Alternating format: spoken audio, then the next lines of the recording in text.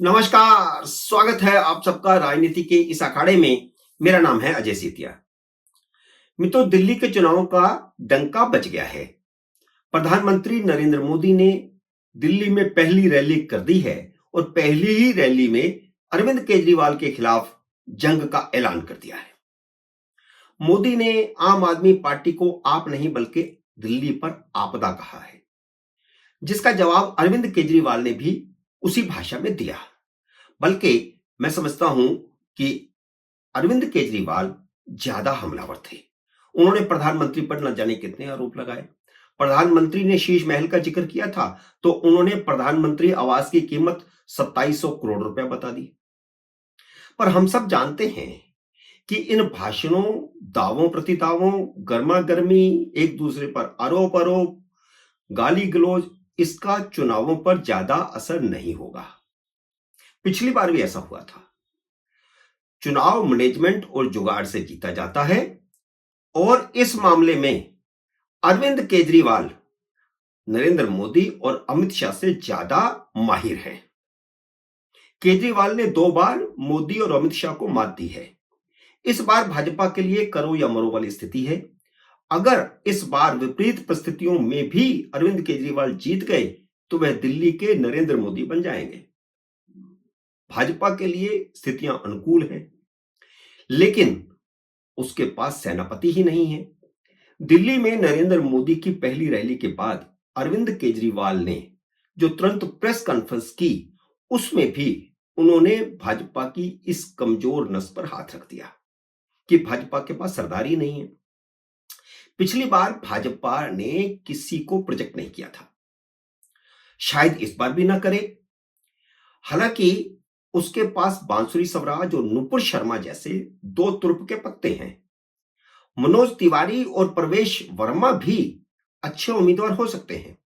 चुनाव अगर कांग्रेस और आम आदमी पार्टी की तुष्टीकरण की राजनीति बनाम सनातन के बीच होना है, जिसकी संभावनाएं लग रही हैं, तो फिर नुपुर शर्मा से बढ़िया विकल्प भाजपा के पास नहीं हो सकता।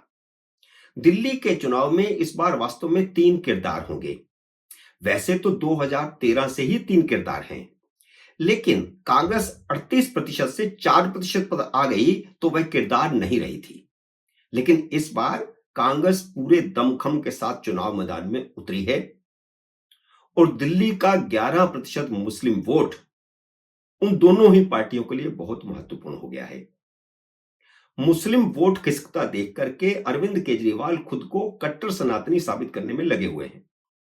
मंदिरों के पुजारियों को पेंशन का वायदा करने के बाद उन्होंने 8-10 पुजारियों को घर पर बुला करके सम्मान भी करवाया अपना। उसके बाद वह हर रोज बदल बदल कर किसी न किसी मंदिर में जा रहे हैं। तो उनको लगता है कि मुस्लिम वोट खिसक रहा है, उसे जितना बचा सकेंगे बचाएंगे, लेकिन हिंदू भाजपा के साथ चले गए तो उनकी खैर नहीं। इसलिए वह चुनावी हिंदू बन गए हैं। 2013 में उन्होंने ऑटो रिक्शा ड्राइवरों को अपना ब्रांड एम्बेसडर बनाया था। इस बार पुजारियों को ब्रांड एम्बेसडर बनाने की फिराक में है, लेकिन पुजारी कितना बनते हैं कितना नहीं बनते हैं ये तो बाद में पता चलेगा। केजरीवाल के अंदर के सनातन विरोधी होने की पोल खोलने के लिए उनका एक पुराना साथी खुलकर सामने आने की तैयारी कर रहा है। वह अपने क्षेत्र का नायक है और बड़ी तेजी से नुपुर शर्मा के विकल्प के तौर पर दिल्ली में उभर रहा है। पिछले कुछ दिनों से उसने मुस्लिम परस्तों के खिलाफ झंडा उठाया है। मैं कुमार विश्वास की बात कर रहा हूं, जो अन्ना आंदोलन के उतने ही महत्वपूर्ण अंग थे जितने अरविंद केजरीवाल थे या प्रशांत भूषण थे या योगेंद्र यादव थे या फिर किरण बेदी थी। वह अरविंद केजरीवाल के सबसे करीबी भी थे। 2014 में उन्होंने राहुल गांधी के खिलाफ लोकसभा का चुनाव भी लड़ा था आम आदमी पार्टी के टिकट पर।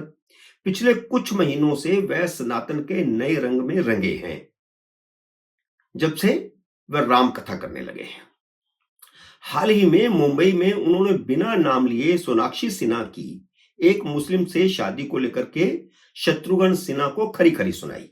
नाम नहीं लिया, ना शत्रुघ्न सिन्हा का ना सोनाक्षी का।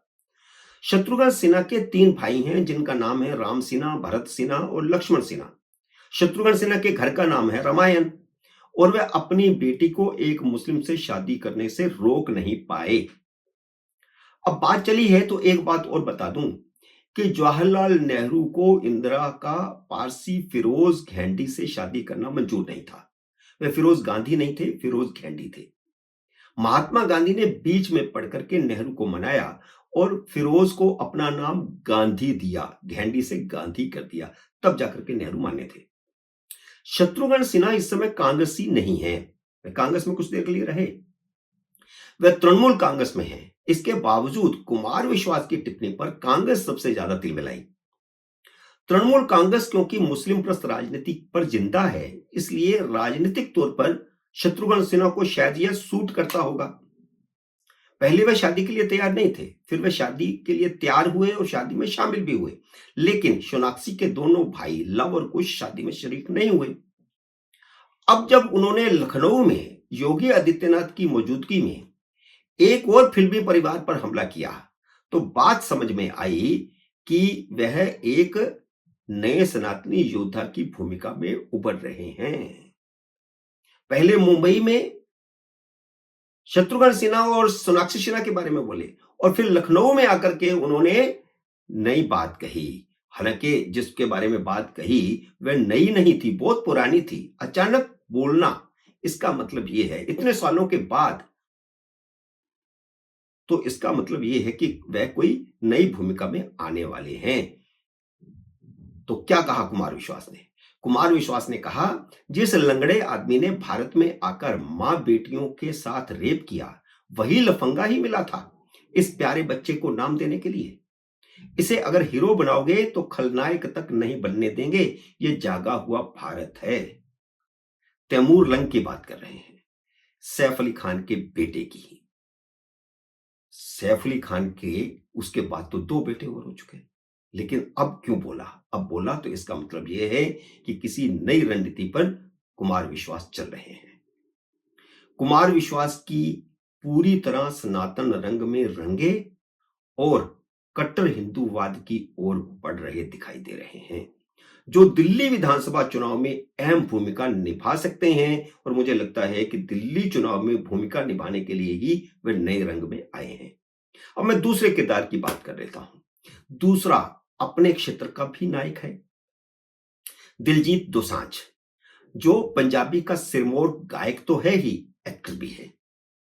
किसानों के आंदोलन के समय वह आंदोलन का समर्थन करने उनके मंच पर गया था और वहां पर गाना भी गाया था। तब से उसे नरेंद्र मोदी और भाजपा विरोधी माना जाता रहा, क्योंकि जितने भी एक्टर, जितने भी गायक वहां पर आए थे, वे सब बेसिकली मोदी विरोधी थे, भाजपा विरोधी थे, तो उन्हें भी उसी श्रेणी में रख लिया गया। लेकिन अब क्या हुआ? अब ट्विस्ट। नए साल के मौके पर नरेंद्र मोदी ने दिलजीत दोसांझ को मिलने के लिए बुलाया और करीब पौना घंटा बातचीत की, और इधर उधर की बातचीत, एक दूसरे के क्षेत्र के बारे में, गानों के बारे में, सब बातचीत इस तरह की हुई। मोदी ने बाद में दिलजीत के साथ हुई बातचीत का वीडियो भी जारी किया, एक्स हैंडल पर बहुत लंबा चौड़ा लिखा भी और फोटो भी शेयर किए। दिलजीत दोसांझ ने भी एक्स हैंडल पर फोटो शेयर करते हुए 2025 की जोरदार शुरुआत बताया।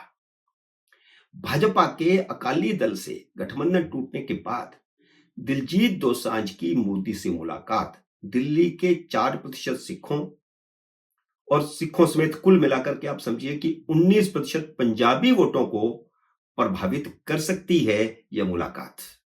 और आने वाले समय में क्या चुनाव में उनकी भूमिका हो सकती है, यह समय बताएगा। एक समय में दिल्ली की भाजपा की राजनीति पंजाबियों और बनियों के बीच घूमती थी।